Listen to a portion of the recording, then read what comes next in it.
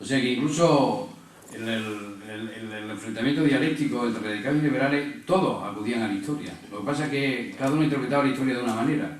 Los realistas consideraban que la historia era determinante y que la historia determinaba el texto constitucional. Los liberales decían que no, que había que tenerlo en cuenta, pero que recogían esas normas porque estaban en nuestra tradición, porque eran buenas, positivas. En definitiva, lo que quiero decir es que se basaban en los textos, incluso los textos medievales, se dice la monarquía gótica, pero lo interpretaban en el sentido que ellos consideraban que era más próximo a las ideas que en el fondo subyacían, que era el pensamiento revolucionario. A ver si me explico.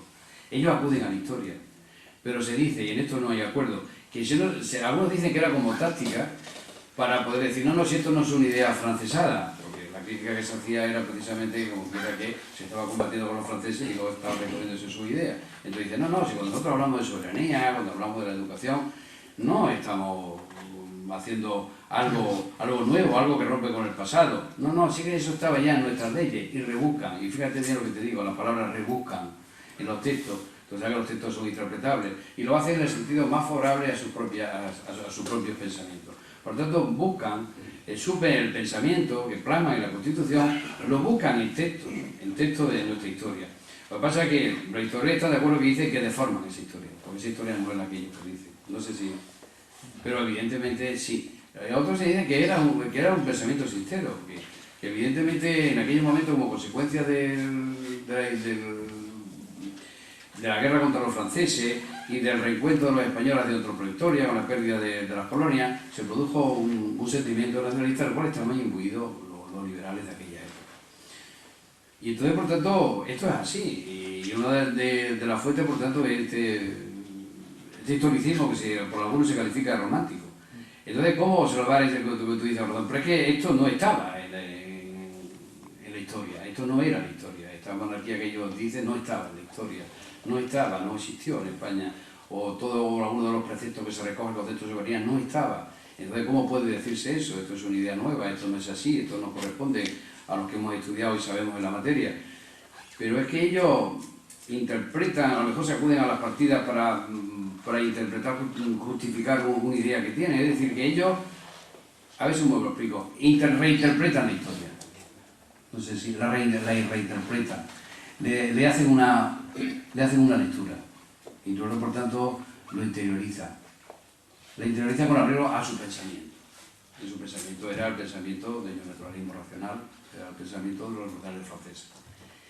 Pero encuentran texto y lo intentan basar en la historia, como diciendo, no, si esto no es nuevo, esto no procede de Francia, esto está en nuestra historia, esto es recobrar nuestra historia, es recobrar nuestra tradición, no es nada nuevo. Y esto evidentemente es una propia característica de los liberales de esta época, de los que hicieron la Constitución. Esto es así, pero no te puedo decir porque esto es reinterpretarlo en el argumento que la crítica se hace, que se dice, pero es que esto no estaba, lo que tú estabas diciendo, pero ellos buscan texto y lo reinterpretan en el sentido que está más acorde, se acomoda más a su pensamiento. Caballero. ¿Qué diferencias hay entre esta Constitución y la del rey José I, José Napoleón? Hombre, esas diferencias son importantes. En primer lugar, se discute que el Estatuto de Bayona fuera una verdadera Constitución. La Constitución, como planteamiento constitucional, surge de la soberanía.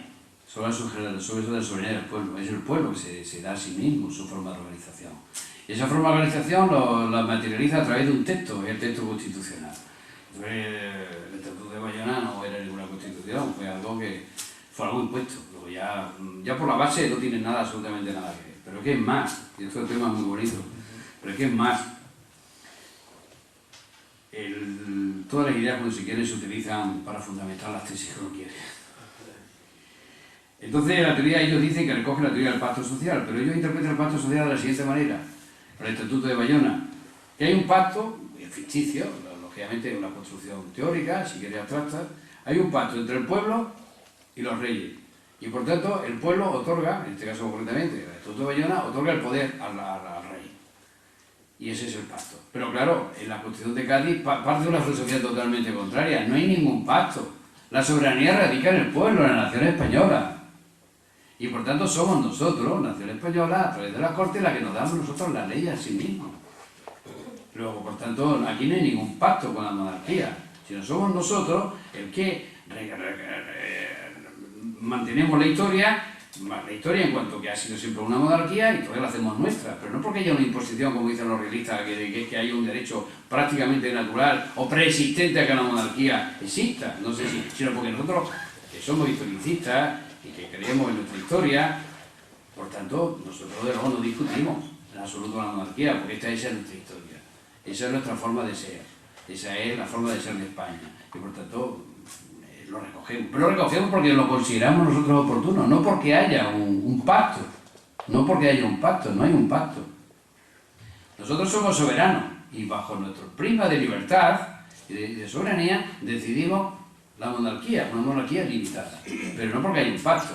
Por tanto, las diferencias con el Estatuto de Bayona son totalmente distintas. Lo que pasa es que evidentemente hay una influencia de la Revolución Francesa, tanto en el Estatuto de Bayona como en la Constitución de Cádiz, pero las diferencias son totales. Desde el punto de vista de los principios y desde el punto de vista de la regulación. Gracias. Nada, por Dios.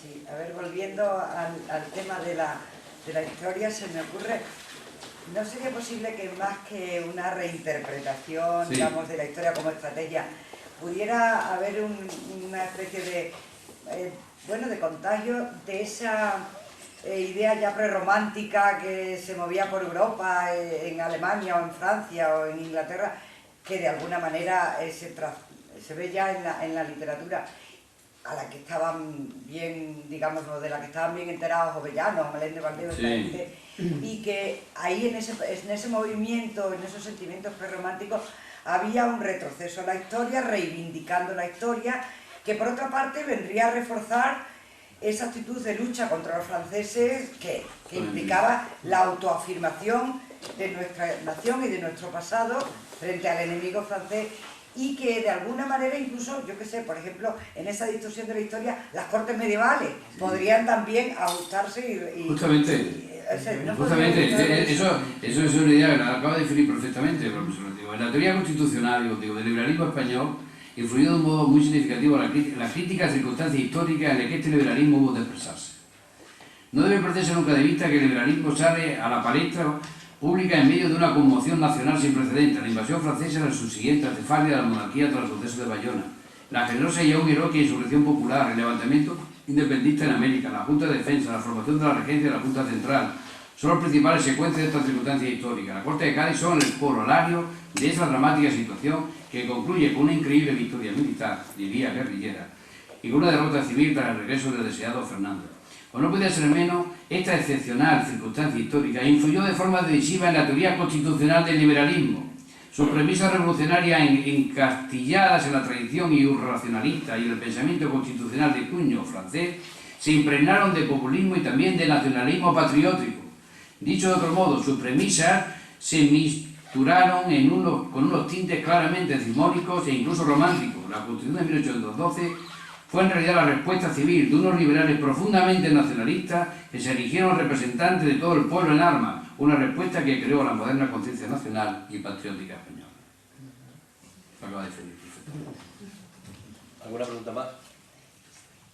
Pues si me permiten, les voy a decir que muchos de ustedes sabrán que en el vestíbulo del Hospital Ramón y Cajal de Madrid hay una frase del propio Cajal, que es probablemente una de las mentes más brillantes de nuestro país, que dice: todo hombre puede ser escultor de su propio cerebro.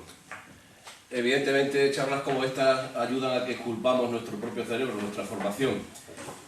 Siguiendo a Cajal, me voy a permitir, con el permiso del señor presidente de la Audiencia Nacional, decir que en los colegios, incluso las escuelas, los institutos, los parlamentos, en las diputaciones y en todos sitios, y por supuesto en la camiseta roja nacional de la selección que va a ir a Sudáfrica, habría que poner el artículo 1 del capítulo 1 de la PEPA, la Constitución de 1812, que dice nada más y nada menos que la nación española es la reunión de todos los españoles de ambos hemisferios. No puede haber un nacionalismo mayor que ese, porque es adelantarse a la globalización 200 años. En este sentido, yo creo que habría que aconsejar, sobre todo los del mundo docente, que no solamente leamos lo que nos toca como disciplina, sino que nos metamos en otras disciplinas porque nos enriquecen y nos esculpen el cerebro y nos ayudan a ser mejores, que al fin y al cabo es lo que necesita este país. Señor magistrado Juanes, querido Ángel, muchísimas gracias. Señor presidente, muchas gracias. Y a ustedes, les pido por favor que a los familiares y amigos que no han venido les digan que vengan a estas cosas, porque realmente siempre sale uno ganando y cuesta 0 euros. Sabe que me tiene su disposición, que siempre que pueda y me llame estaré aquí con ustedes. ¿De acuerdo? Gracias.